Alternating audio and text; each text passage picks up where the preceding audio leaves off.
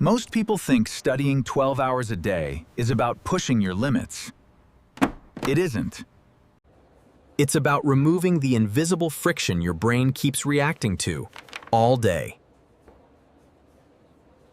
Without you noticing. Because burnout doesn't start when you're exhausted.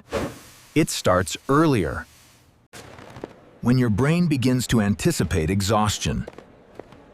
And that prediction changes everything. Your focus drops before the work even gets hard. Your resistance shows up before you even begin. And simple tasks start to feel heavier than they should. So the problem isn't the 12 hours. It's how those 12 hours are interpreted. If your brain reads them as uncertain, endless, mentally expensive, it will fight you. But if it reads them as finite, structured, predictable, it will cooperate. That's the first layer, but not the deepest one. Your brain doesn't measure time the way you think. It measures strain per unit of time. 12 hours of low friction, clearly defined work can feel easier than 4 hours of chaotic, cognitively expensive effort. That's why some people study all day and feel fine, while others burn out in a fraction of the time. It's not capacity, it's load management.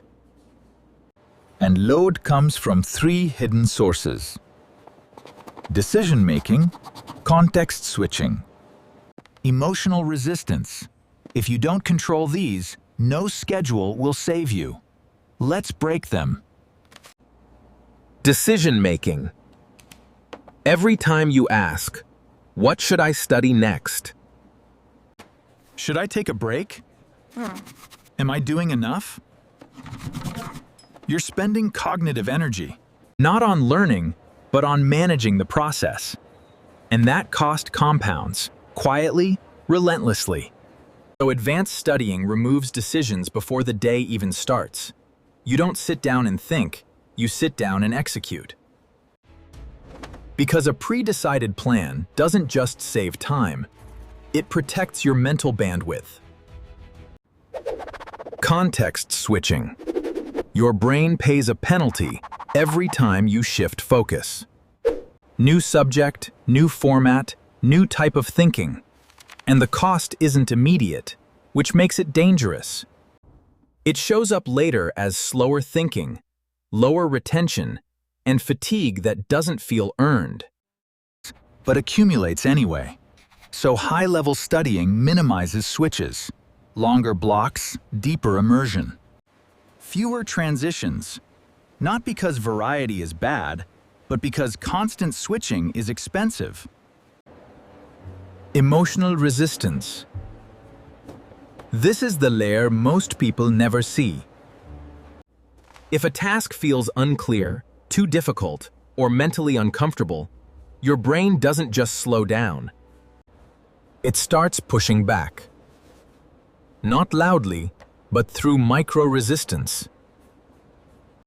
Checking your phone, rereading the same line, losing focus every few minutes.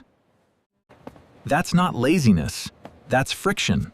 So advanced studying removes that friction before it appears. You break tasks down until they feel executable. Not impressive, not ambitious. Executable. Now, combine everything. A real 12-hour system doesn't look intense. It looks controlled. You wake up and there's no decision to make. You already know what you'll study, in what order, for how long. Each block has a boundary, a beginning and end. Your brain doesn't see an endless day.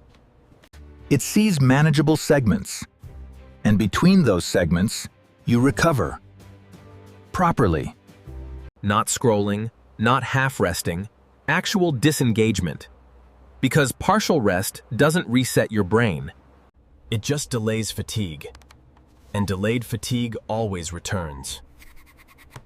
Stronger. So your breaks are clean, intentional, non-negotiable. Now the final layer, the one almost everyone gets wrong. You never finish empty. Most people stop when they're completely drained. And that creates a problem.